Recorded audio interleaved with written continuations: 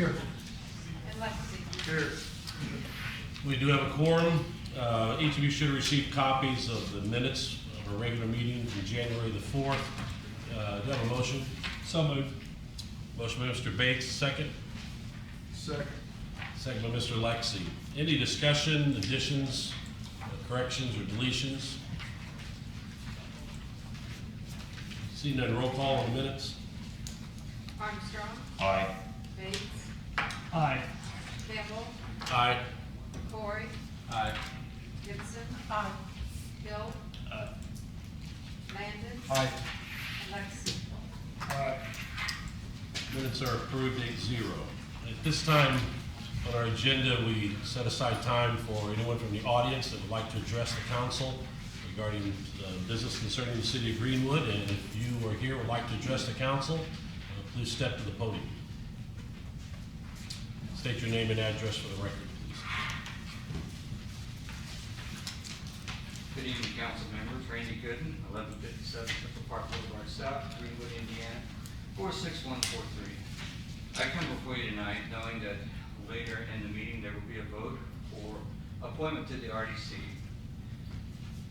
And I would like to ask again for your support in that appointment. Being a resident of Greenwood for over 15 years, I've watched us continue to build an infrastructure that I believe limits a little bit of growth for future generations. Saying this, just as I did when we formed the Concerned Citizens of the Southeast Greenwood Group, I would like to take action and try and help the city to retain its current and future residents. Pulling census data from the last census of 2012 and 2015, I can share that we're a city of over 55,000 residents, with nearly 40% of the population being adults aged 18 and over. Nearly 52% of that population are female, 48% being male.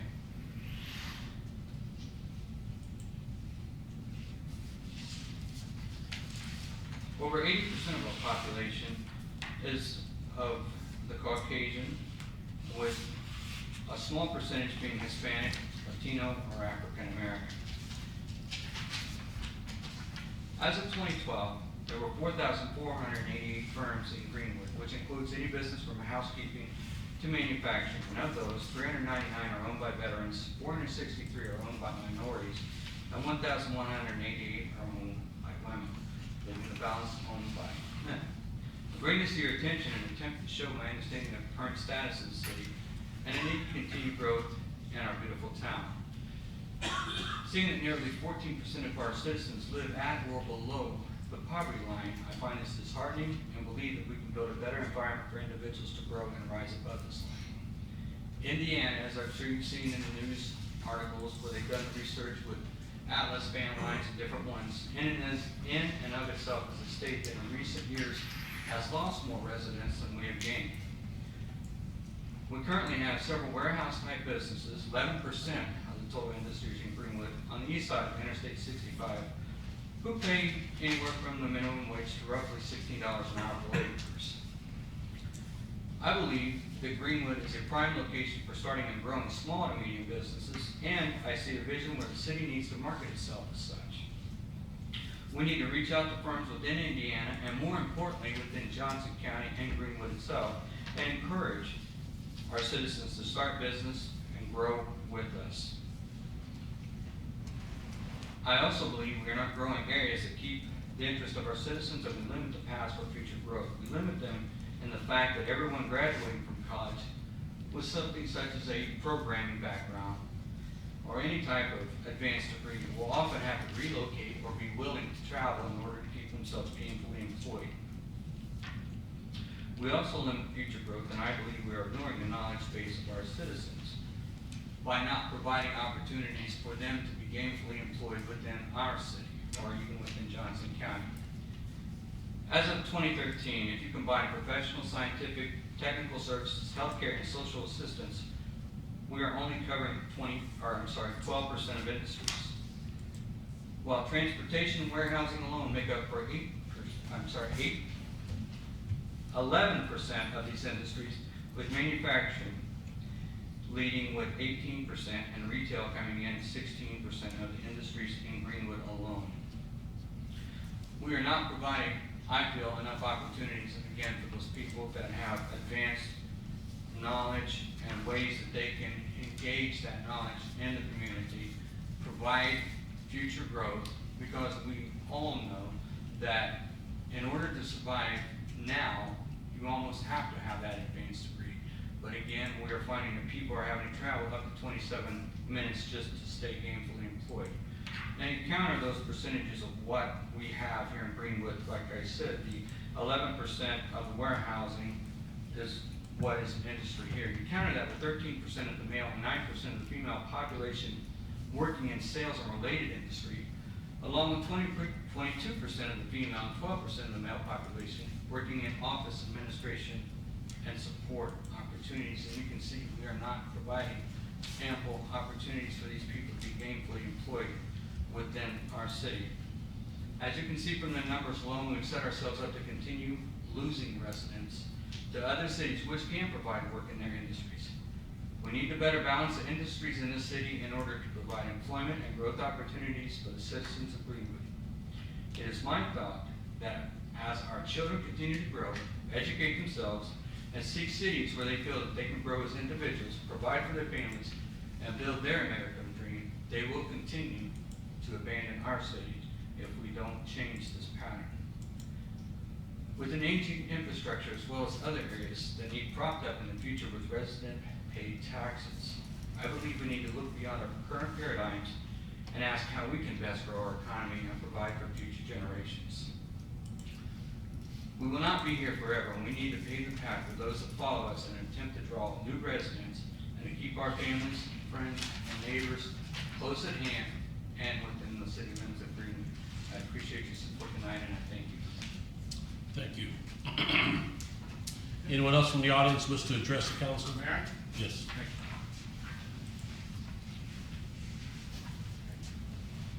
Hi, good evening, everybody. My name is Mark Rieger. Yeah, please state your name and address. Oh, I beg your pardon. My address is 563 Red Fox Court North, here in Greenwood, 46142.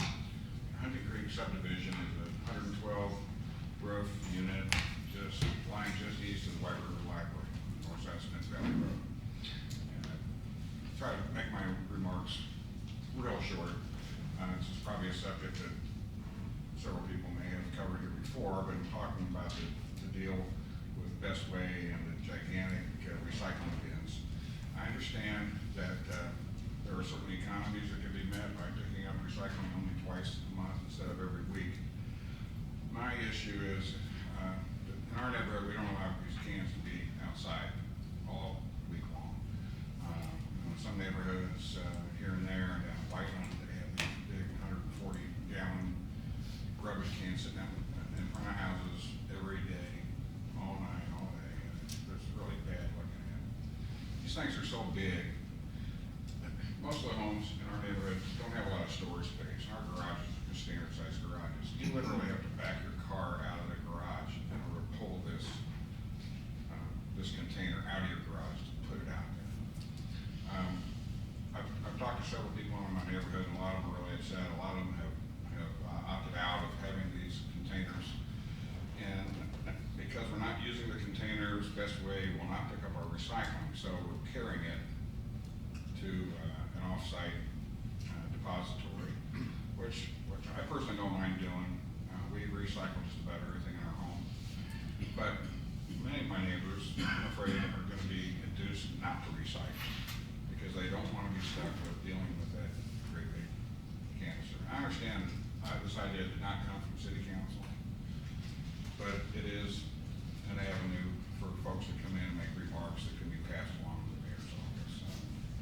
I tried to get somebody from the mayor's panel to talk to me, but I got a sort of rebuffing phone call in return, and that's about all I got. I understand it may be a done deal, but I'm just afraid it's going to disincentivize people in our neighborhood from recycling. And I was hoping that Best Way might come back with an alternative size container, like maybe a 60-gallon container, just like the one I have in my garage. It's a mini-me version of the one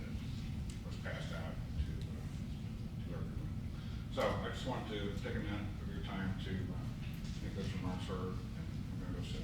All right, Thank thank you, you, sir. Thank Anyone else wish to address the council at the present?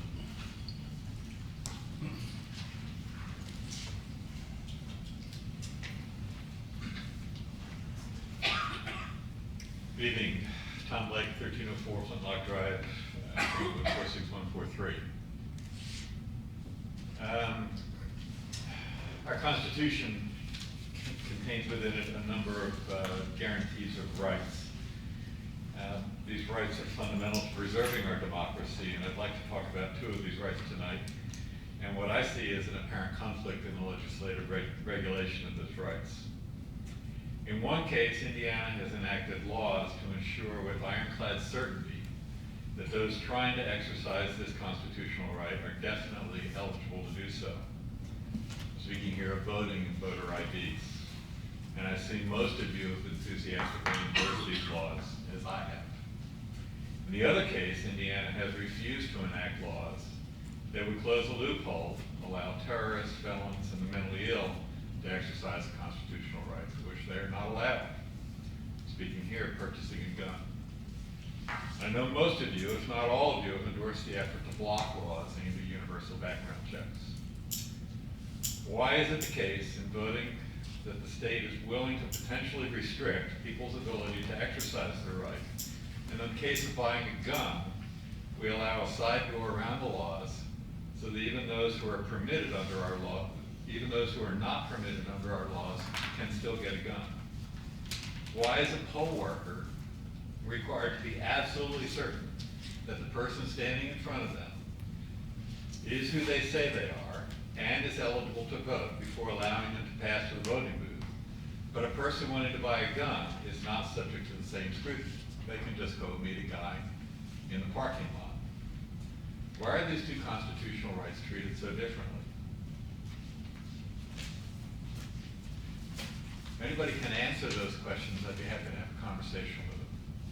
I'm not arguing against the laws that make sure people who want to vote are actually eligible to vote.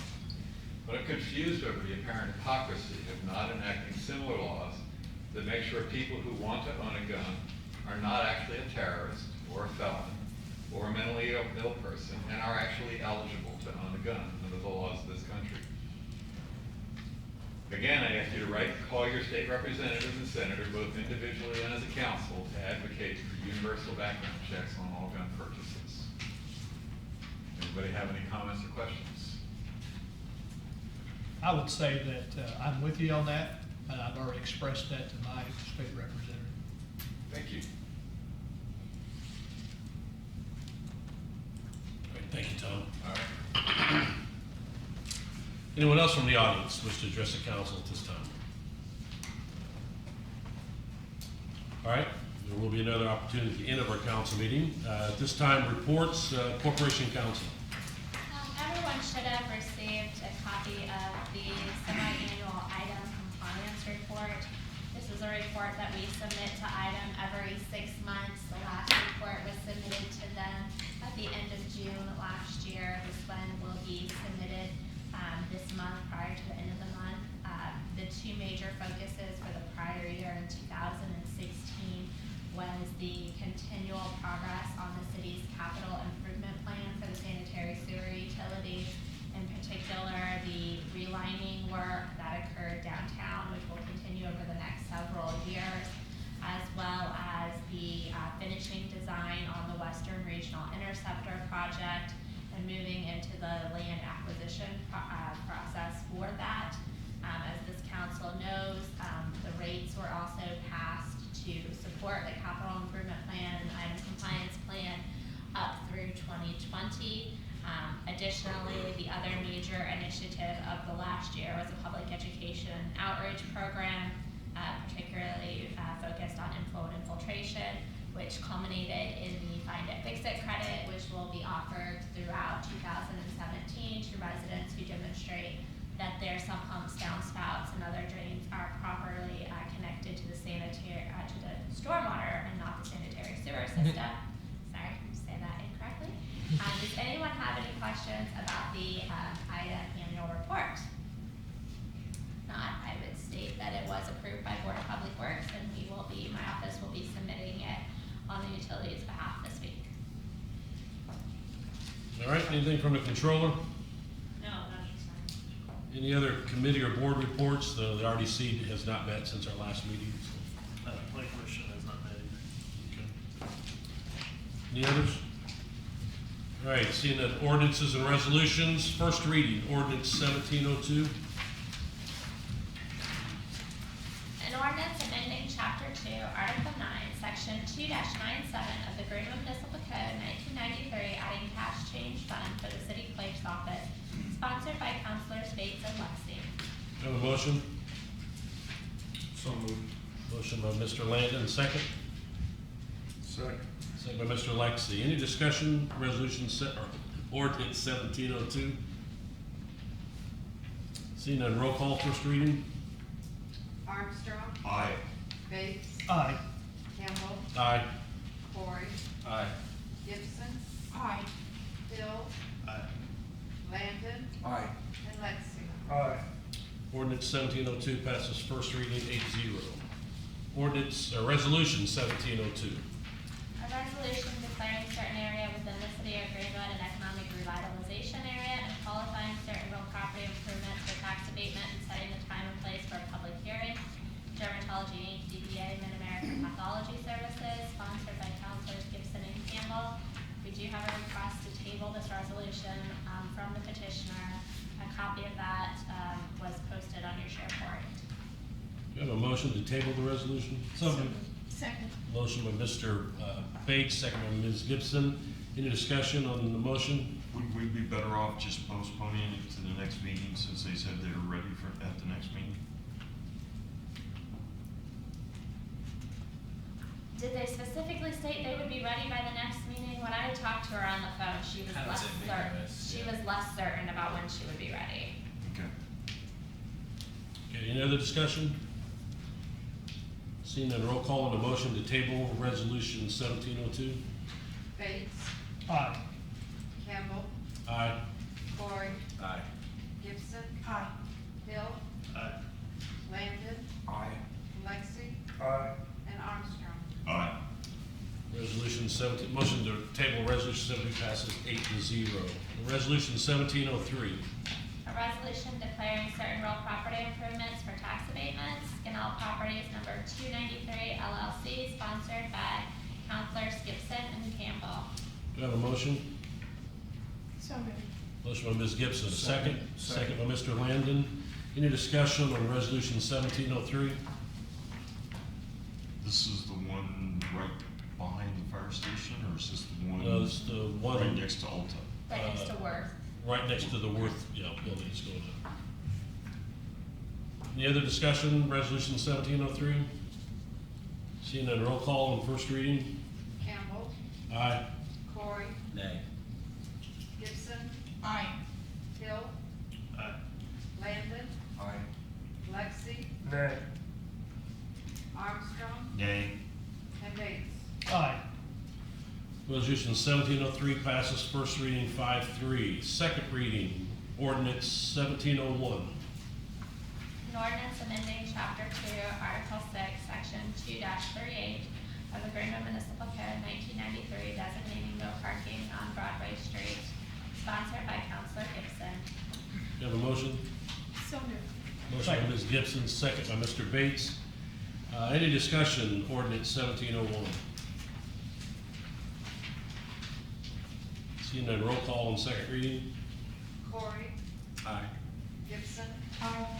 Hill, Aye. Landon, Aye. Lexi, Aye. Armstrong, Aye. Bates, Aye. and Campbell. Aye. Ordinance 1701 passes second reading 8-0. New business, introduction of new ordinances and resolutions, ordinance 1703.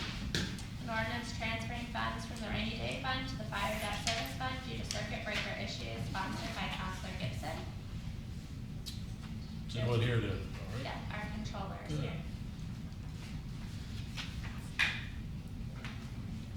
Good evening. Good evening.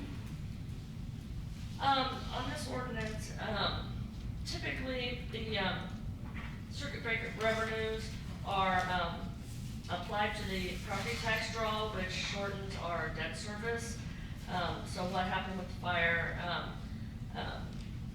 debt service, the beginning balance because of this was short, and so therefore we need to transfer from the rainy day fund to that debt service, the 2,370.66.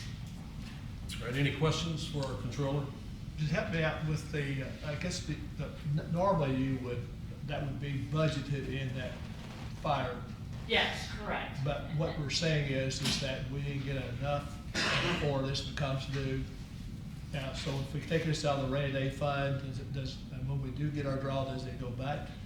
The amount will go back to the rainy day fund? No, it was because of the circuit, and Krista, you can help me out a little bit here. The circuit breaker will lower. This happened last year too. The way that the state, they've said they're gonna fix it and they haven't fixed it, but every year, the way that the circuit breaker gets applied to the various debt service funds, you have to budget your debt service funds out in advance. And the way they apply the circuit breaker, it always gets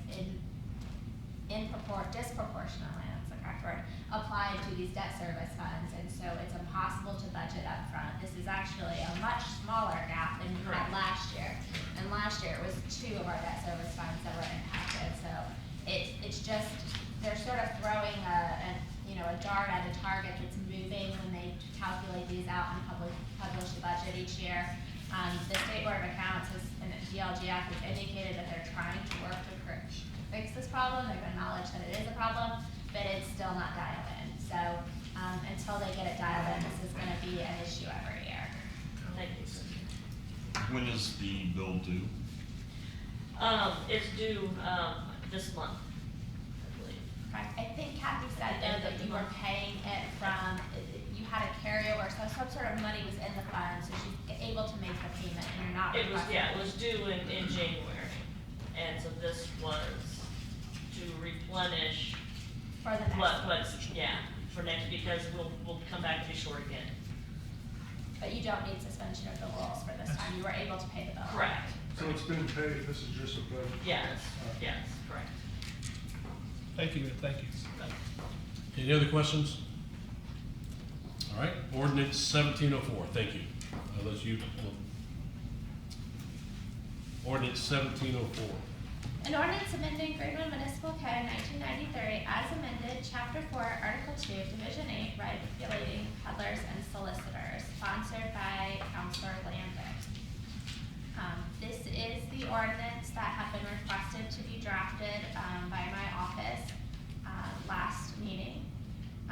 We did significant research underlying the constitutional issues in it. If you'll note in the whereas clauses, we have tried to address some of the potential constitutional challenges that could be raised.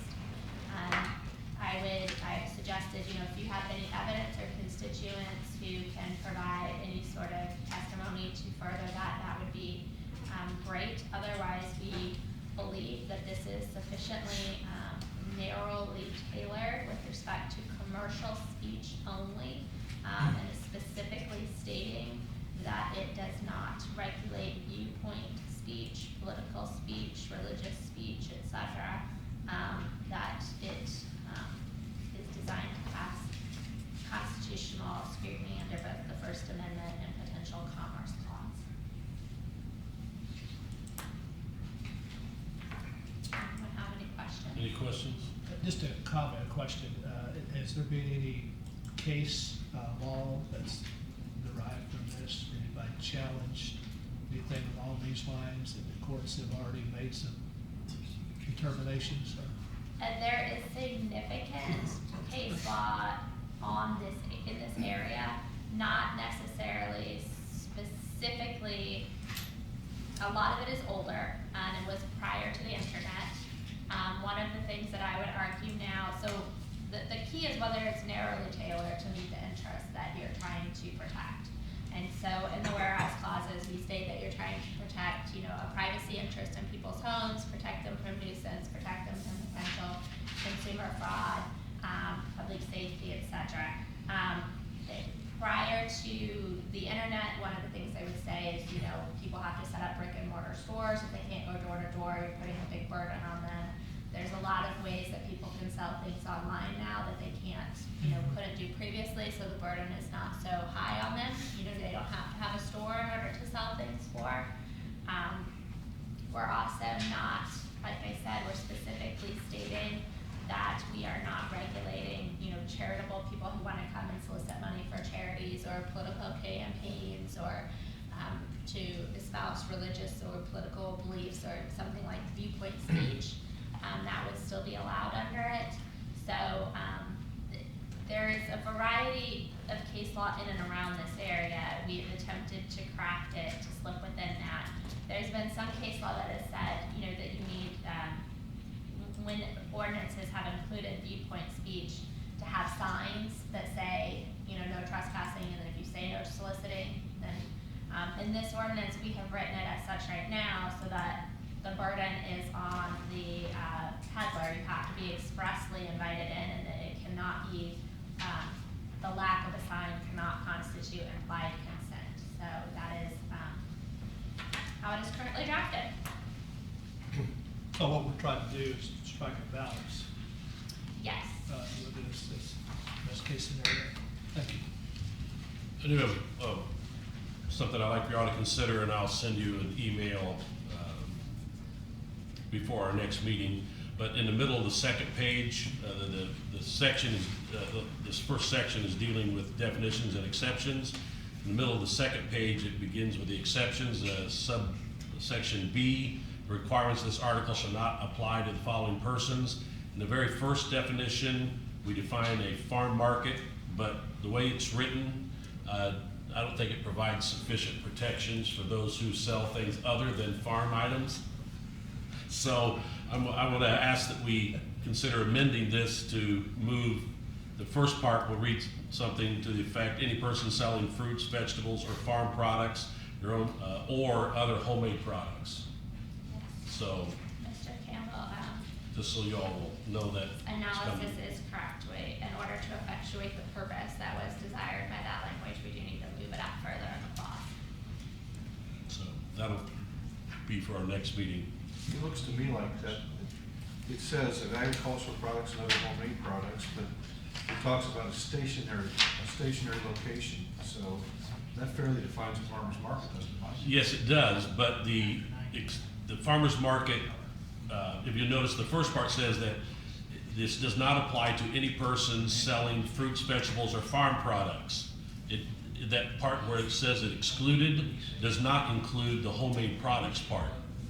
So we're going to leave that definition of farmer's market at the end, but we're going to include, I'm going to ask that we include homemade products in the list of exceptions at the top. As long as it's a stationary location, I don't have a problem with that. To me, that's. Yeah, well, the idea is that in the farmer's market, but even though the definition of farm market is included there, the exception does not apply to the homemade products. I don't have a problem with that. Okay.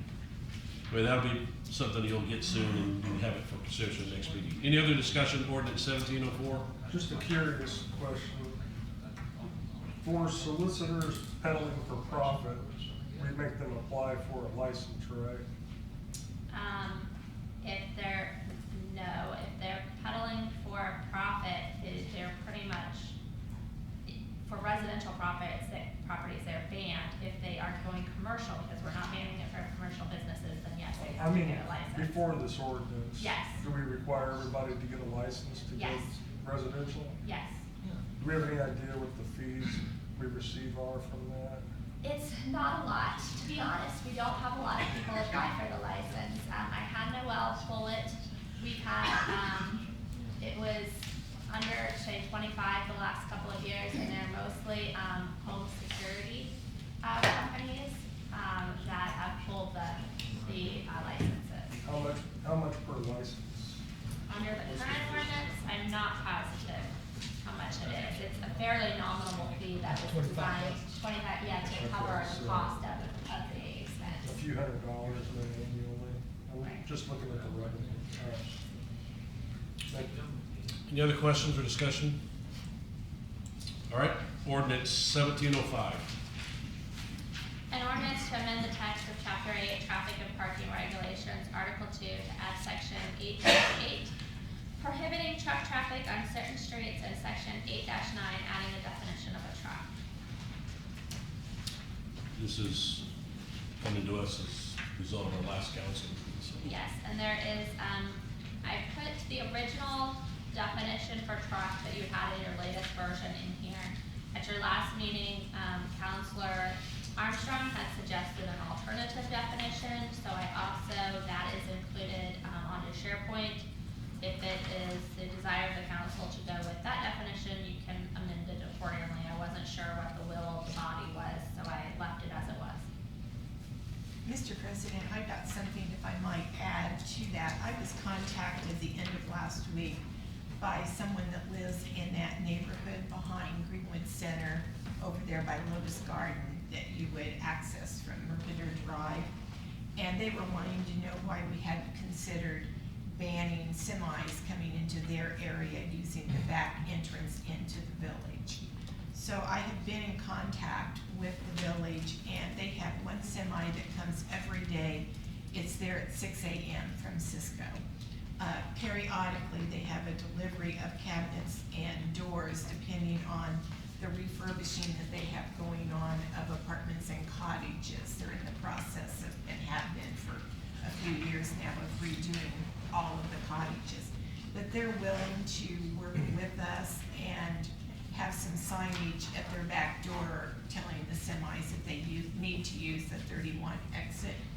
And if we do that, rather than adding Mercader to the list, we can save somewhere around $150 or $200 per sign, and we have to have at least two. Any semis that would be needing to make deliveries at Lotus Garden, they would still have to use that road because there's no other route for them. And also trying to get into the Greenwood Center. Okay. Mr. President, one question I have too, is there any reason why we should not include Friar Road in this exclusions between 31 and 135? Or is that already because of the load limit on If there's a load limit, and I assume there is, that would restrict trucks anyway. The larger That trucks size couldn't. truck it would. Yeah. that's what I thought, but I wanted to clarify and see what everybody thought about that.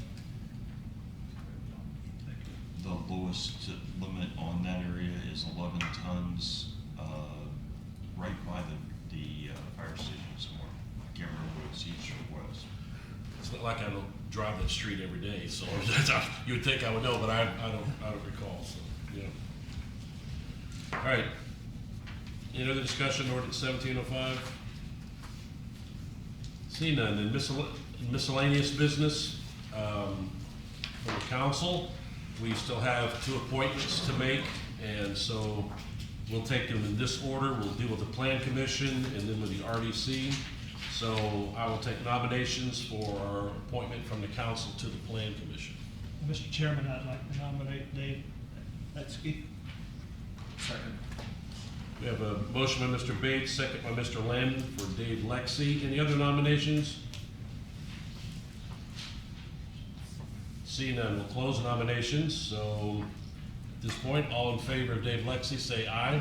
Aye. All opposed? Mr. Lexi, you are our appointment to the Plan Commission. I don't know, how do we, I guess you just show up the next meeting and figure out. I'll figure it out when. Okay. Thank you all. But you'll need to get on your email list so you get the stuff ahead of time, so. I'll make sure. Okay. 7 p.m. in this chambers here. Evening. Yeah. So you'll have to be here every Monday now at 7 o'clock. Not necessarily, No. there's a fifth Monday. Exactly. That's true. And they don't always. And sometimes they cancel meetings like they did the last one, so, yes. Thank you. And, all right, nominations for the RDC. We have one more appointment to make to the RDC. So do you have any nominations for the RDC? I'd like to nominate Randy Gooden. Second. Okay, we have Randy Gooden nominated by Mr. Armstrong, second by Mr. Landon. Any other nominations? Yes, Don Cummings, please. We have a nomination by Ms. Gibson for Don Cummings. Do I have a second? Second. Second by Mr. I keep want to say, nomination by Mr. Hill, and any other nominations? All right, we'll do this the same as we did last time. On roll call, when your name is called, you simply give the name of the person that you are voting for. So roll call on the nomination for RDC, or the appointment for RDC. Gibson, Cummins, Hill, Mr. Don Cummins. Landon, Mr. Gooden? Lexi, Good. Armstrong, Gooden. Bates, Good. Campbell, Cummings. and Corey. Abstain. All right, we have a vote of 4-3, which requires a vote of 5, so at this point, neither individual is appointed. Since we do not have a full council here this evening, we'll delay another vote until the next council meeting, and unless one of the two gentlemen who've been nominated would like to withdraw their name from the nomination. Seeing that's not going to happen, then we will postpone this, and until that time, Mr. Don Cummings will still act as our appointee to the RDC until we resolve this issue. All right, thank you, gentlemen. Any other business from the council? Yes, Mr. President, we received a letter, email on Thursday from Amanda Leach, and Advantus has offered us an opportunity to tour their facilities. And I didn't see anything from anyone else, but I would have an interest in doing that, and just wondered if the other council members would. I think it would be nice to have a tour. I'm assuming they'd want to do that during normal business hours, but we can We've find done, out. I mean, We've it done them after depends. hours. We've done both. Okay. We've actually had council meetings at different locations also. I know Nestle Water at one time. Nestle Water, the library. Do we have a council meeting at Nestle Water? Just take a tour. We had an actual Just take a council meeting. No, we had a council We meeting. had a council meeting. I think you're right. No, I'm right. And we've had a council meeting somewhere. We had a council meeting at the In-house and drive. library one time. Library, we had one other manufacturing place. for Interest, the- interest, I think. Yeah, Hell, you're right. It was interesting. So, this must have been before I was on the council. Probably. We did a lot more things. Yeah. It was the first, I don't know when we did it. We did more field trips before the mic. It was the first year, Get those in parental 2012, because I remember going to the permission library. wishes slips. Well, I went to the library, but I didn't, You probably weren't on the council, we probably. you know, well, I go to the library only as a council member. So, Well, it seems to me that the email was almost inviting us individually to stop by, but if somebody wants to throw out a couple dates when we can all try to be there I'd like to see us have a council. after hours, after hours. I'd be okay with that. If it's all right, with the rest of the council, let me contact them and see if there's a time that's good for them and get a couple options, and I'll email everyone and let you know what those options are. Is that So, all right? Okay, we'll do that. Any other business from the council? Yeah, Deputy Mayor. Last meeting, I asked if there were any options for the mid-size recycling bin. You said that you would see if there was a fee that individuals could pay to get a smaller bin. I've spoken with him, I've not had, he's not gotten back with me to see if that's something that they could do or would. Good. As soon as they will, I'll be going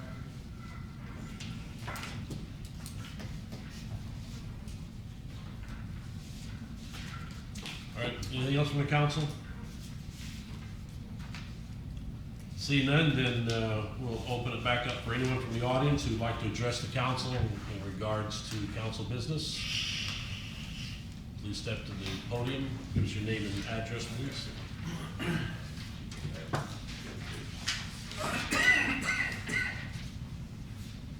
Hearing Council, Brian Moore, 884 Wheatgrass Drive, Greenwood, Indiana. The deal about the semis and going through Greenwood, a lot of these businesses have to have deliveries to their residential, some got residential business inside the thing, inside Greenwood, that has to use the main road and secondary roads. That's one thing. Second thing is, the no soliciting in the subdivisions, that means associations will not tolerate it because we don't want people in our associations throughout the whole city of Greenwood does not want people in there at all, selling things. So that's out of question. It's managed because we're managed by a management company. Okay, we hired a management company to maintain the properties and everything else. They don't want it. So that's what needs to be done. That cannot be happening. So I'm telling you, Sweetgrass does not want it. And I know the rest of these subdivisions don't want it. They have association that we pay a fee a month. So that's what we don't want. All right. There is some limitation on how much we can prevent because the state legislature has decided that we have to let certain businesses contact us door to door. Also, let's send a congratulations to the former Franklin mayor, who now is our Indiana Department of Transportation Director, effective immediately. He was appointed by the governor. And they will have a new mayor in Franklin hopefully by the 31st of January, because they have caucus the 30th. All right, thank you.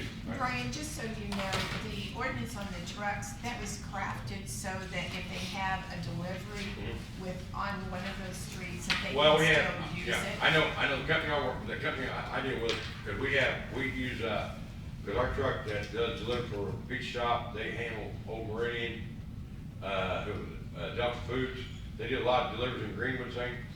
Only issue I see in Greenwood right now is right there, the business right there between, Main Street and up there by the restaurant right there before you get to, Fry Road right there. The trucks are all parked in the right lane instead of going to the median. And they're blocking that right lane, so that's where we're having an issue right there. That's the only issue I see in Greenwood right now. All right, thank you. Anyone else from the audience wish to address the council at this time? All right, seeing none. Other miscellaneous business, Corporation Council. Done. What about the consideration of revised tax abatement application? She already said none, we're moving on. The revised tax abatement application was taken to the redevelopment commission for its consideration. Our tax abatement application had not been updated since the 1990s.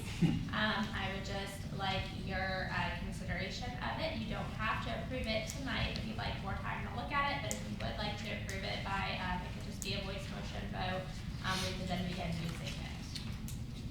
Anybody have any questions about that or thought? I just have one. I'm able to look at it a little bit, and I don't know exactly what the differences are. Didn't have the two to compare side by side, but on the next to the last page of the incrementation from year 1 to year 10, why do we not make the increments 10% for each year, like we go from 100% the first year?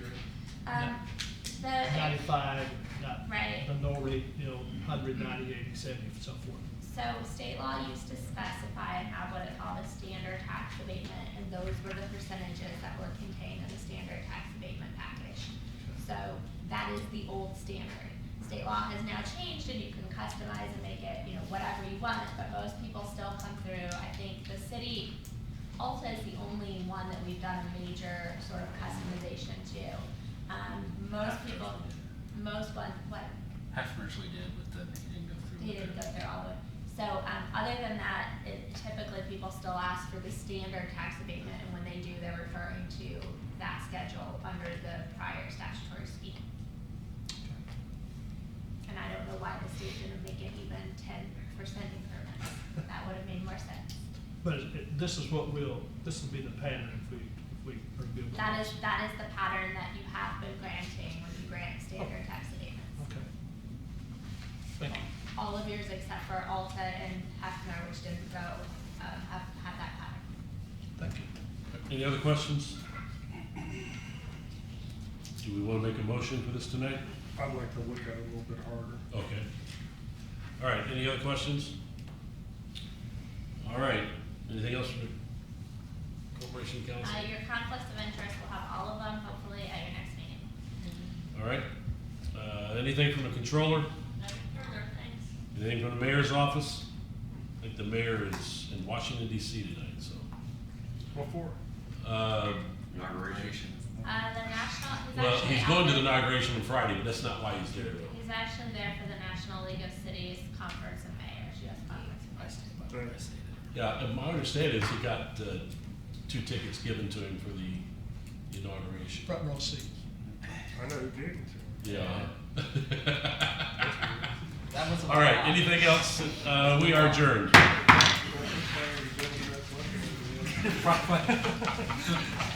Donald has actually helped us on several things. He's written the letters for the fire grants each time we've done the safer grants. His recent performance.